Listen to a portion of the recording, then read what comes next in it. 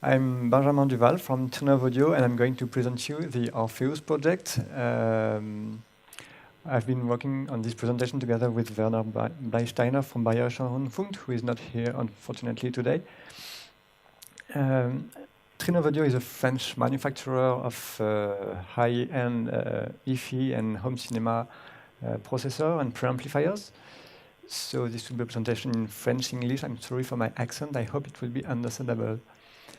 Orpheus is or was a European-funded project started 30 months ago, and it's a 30-month long project. So we are in the last month of the project. It's about to finish, so it's a good time to present the achievements of the project.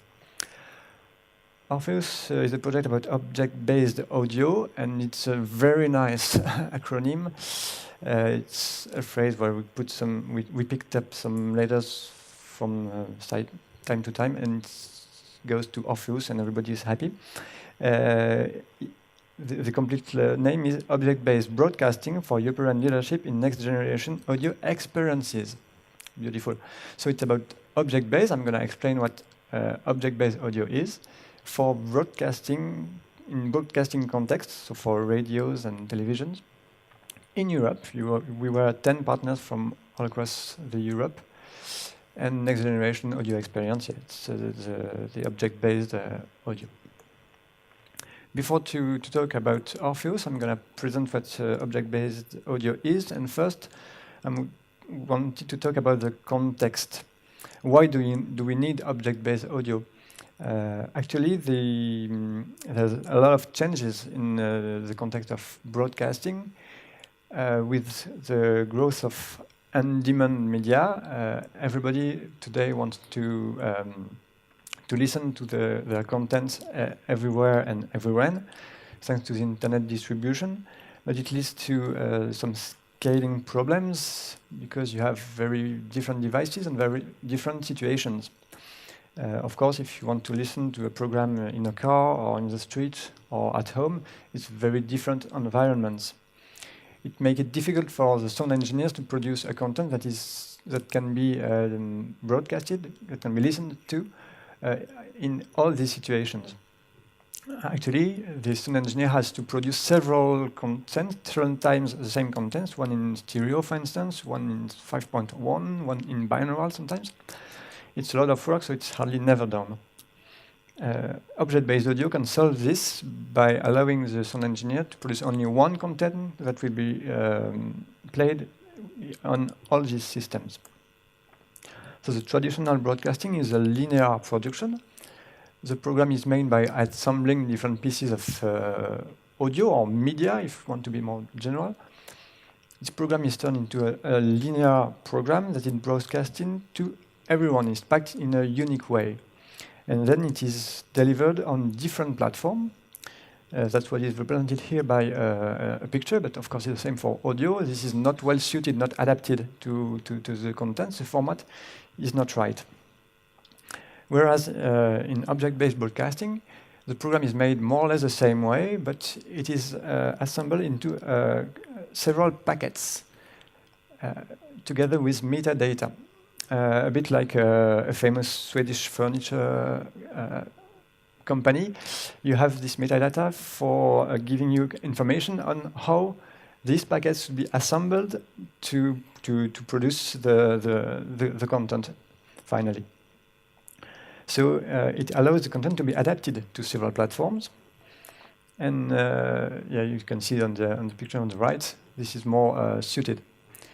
This means we are not delivering a mix, but unmixed or partially unmixed audio. This is of course only possible since the development of audio over IP that allows to broadcast pieces that can be assembled afterwards. The traditional way a program is broadcasted, you have several tracks that are mixed together, here in this example, into a stereo content that is played on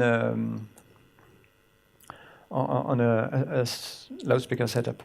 For object-based audio, these tracks are not mixed or only partially mixed, but they are assembled with metadata that are transmitted together with the audio to the renderer. This metadata indicates how the renderer will behave with the audio to render it into all the setups you have here, binaural, stereo, 5.1, or whatever. So it's adapted to every setup and also every situation. This leads us to a definition of what object-based audio is. To start, I will start with what object-based audio is not. It's not immersive or 3D audio, or not only.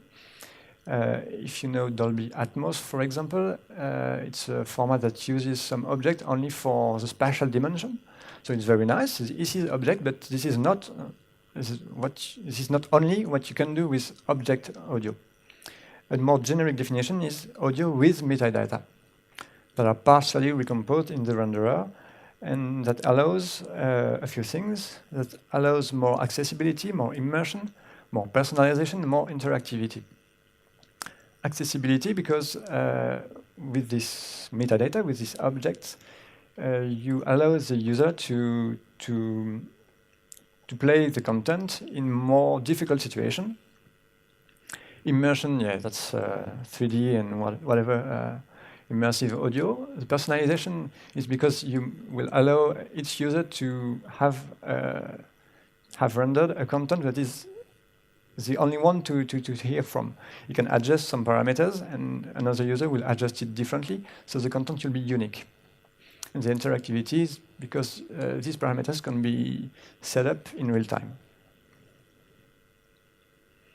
So a few examples to illustrate these four possibilities. The accessibility is, for example, the adjustment of the foreground-background balance, or what we call the prominence. In case you don't understand the dialogues because the environment is too noisy, you can increase the level of it relatively to the background, to the ambience, to be able to understand better. You can even shut down completely a commentary you don't want to listen to. For example, this example was done by Bayerischer Rundfunk, a partner of the project. It's about a football match.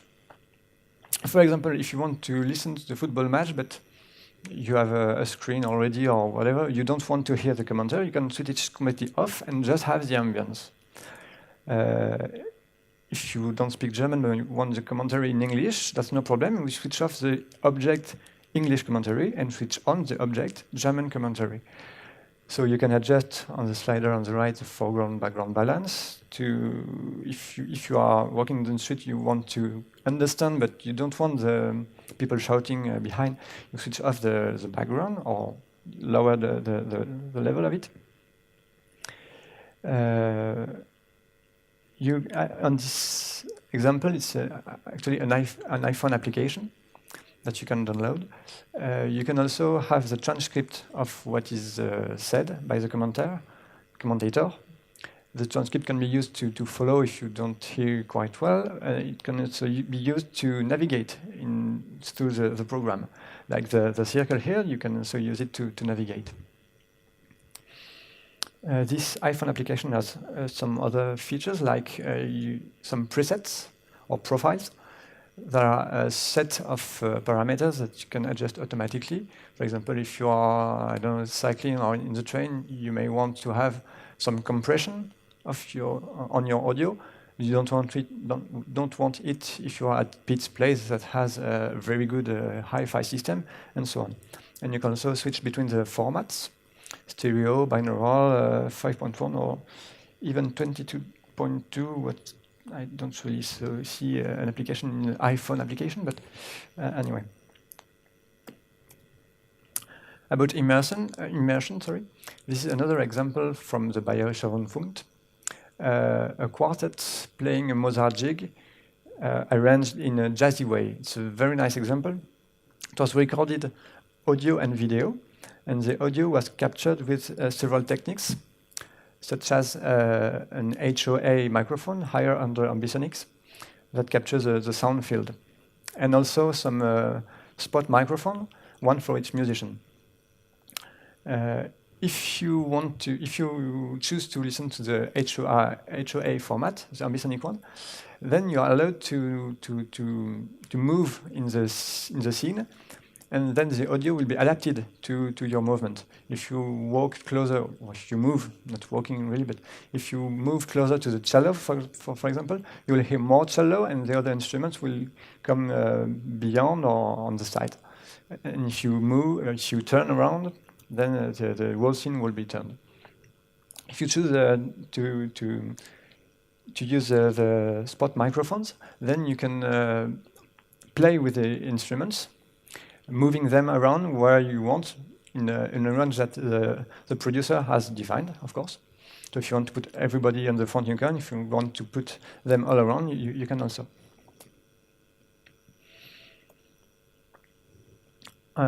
Of course, object-based audio can be rendered over different system, as I already said, stereo to high multi-channel, binaural, or what is often used in virtual reality.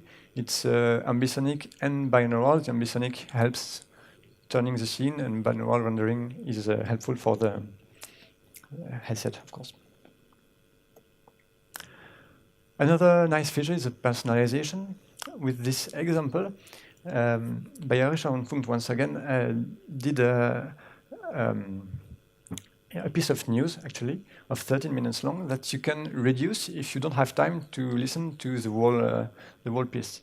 So you indicate by clicking on Reduce Program that you want it to be shorter, and then it will become shorter, and even shorter, and even shorter. There is, in this example, 5 levels of length. And these levels are defined by the producer, who will have labeled the parts of slices of audio into, in this case, 5 different importance levels. It's a hierarchical labeling. So if you want to hear the whole program, you select level 5, and you'll have the last level here. You use the whole program. If you don't have so much time, select only level 4, then the purple parts will be thrown away, and the program will become shorter and shorter until there is only the red part. What you can see is that well, these slices are audio objects. So there are many audio objects in this example, and this object that remains at the last were not together at the beginning. So it's a bit tricky to think of how it could be put together from a long piece at the beginning. But then only the objects are broadcasted, and the renderer, the user, thanks to the renderer, can choose for how long to listen to. And about interactivity, this is an example made by the BBC, a very nice example, which was broadcasted online for a few months last year. It's a radio drama about a crime story involving 3 characters, Leslie and 2 policemen, Bill and Dee. The 2 policemen were having an investigation at Leslie's, who is suspected of a crime or whatever. And you were able to listen to the story through the ears of each of the characters. Of course, they are not always together. They are moving to some other places, some other pieces of the flat. And so you are not hearing the same thing, the same content, if you select one or another character. So you will have different point of view. This is a non-linear storytelling. You can see that, for example, the first object represented here is a kettle. A kettle is whistling in the kitchen. Leslie is in the kitchen at this time, so she will hear the kettle whistling very loud, while the 2 policemen still in the living room will hear it, but altered or not as loud. So every sound event is an object that is rendered differently depending on the situation. And at the end, you will have a different point of view of the story and believe what had happened or not, depending on who you had followed in this example. So in this example, you had to listen it several times to understand well why all the characters end up with a different feeling. A last example about interactivity is yet another football match, this time by the BBC. Here again, you can choose the commentary balance, what I called earlier the prominence level. You can also choose the language, but you can also change the ambience you are listening for, too. So, sorry. The ambience was recorded with two microphones, one in the Crystal Palace Tribune and the other one on the Watford Tribune. So if you are a fan of Watford, you were able to listen more to the Watford songs and shouts of the Watford supporters, and the opposite. It's quite a nice feature that for sport addicts. So back on the Orpheus Project. So the Orpheus Project, as I said, was a consortium with 10 partners from 4 different countries. Some research partners, Fraunhofer IES in Erlangen, the IRT here in Munich, München, the IRCAM in Paris, and Become in Rennes, in France.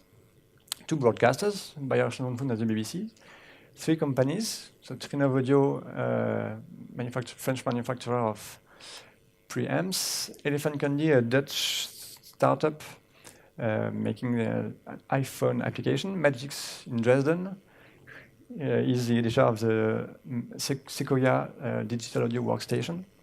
And the last partner was dealing only with management, without any technical responsibilities.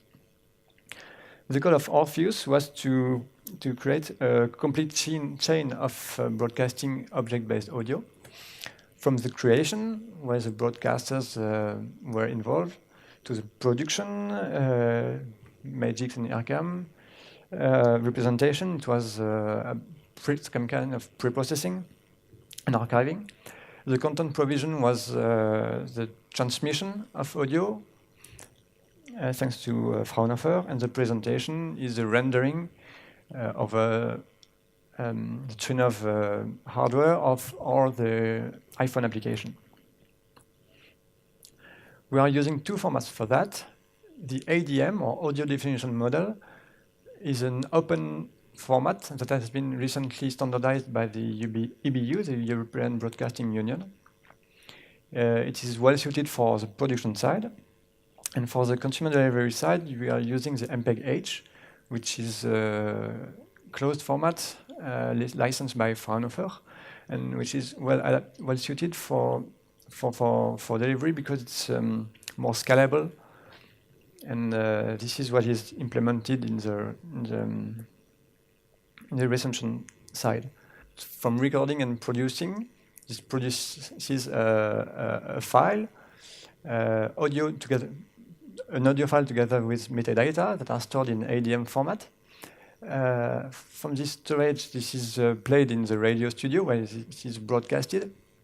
So it's not a file anymore, it becomes some streams that are distributed in 3 different ways: ADM, MPEG-H, and non-object-based format for non-object-based decoders, because everybody doesn't have an object-based decoder yet.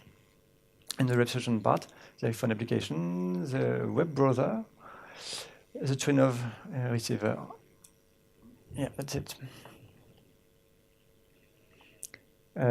Just a picture to allow you to see what a radio studio is. This is an Orpheus radio studio at the BBC, where some content has been produced with a nice 7.4.1 setup with speakers on elevation to produce immersive content. This is a view of the iPhone application that is available for download on the Orpheus website, not yet on Apple website or stores due to legal and intellectual property reason, but you can download it for free from the Orpheus website. And there is a few content available now. There will be more later, we hope. The MPEG-H is already used for broadcasting only in South Korea for the moment, and will be soon be used in China and hopefully in Japan from the next Olympics, but not yet in Europe. But of course, we hope at Orpheus it will happen soon. The application in the Trinnov preamplifier, of course, this is the Altitude 32 home cinema processor that has now the object-based capability thanks to the integration of the MPEG-H decoder. This processor comes with a room acoustic correction, digital room acoustic correction. We are measuring the impulse response of the room with this very particular microphone. Maybe you've already seen it if you know Trinnov. The room impulse response is measured and corrected with active filters to suit to correct the loudspeakers and the room together. With this 4-capsule microphone, we can also detect the position of the loudspeakers that are represented here, and this position can be corrected thanks to another technology which is embedded, the Remapping technology, yet another Trinnov technology, which reposition virtually the loudspeakers to the ideal positions. This works well if you have enough loudspeakers, of course. With a stereo, there's no use of it. To make me understand, which are we have seen a few implementations. What are the actual deliverables of the project? The deliverables of the project are available on the Orpheus website. Which I mean, there are just documents, or there are also reference implementations? Both. You have both documents and documentation, and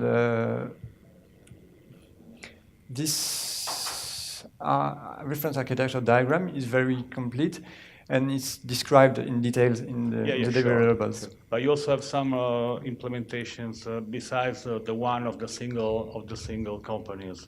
I mean, you have developed a preamplifier processor based on this project, but it's not part of the project, I guess. It's just implementing the project. Yeah, exactly. The project itself has some implementations or not?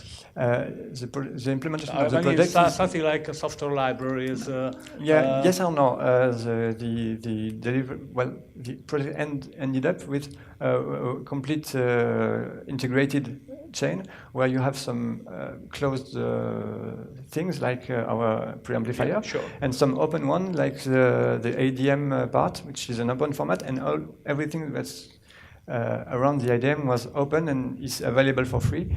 I think on the Orpheus website, or maybe on the partners website. I know, for example, the IRCAM has released an IDM mixing tool, an IDM manipulation tool for production that is available on their website. Yeah, okay. Thank you.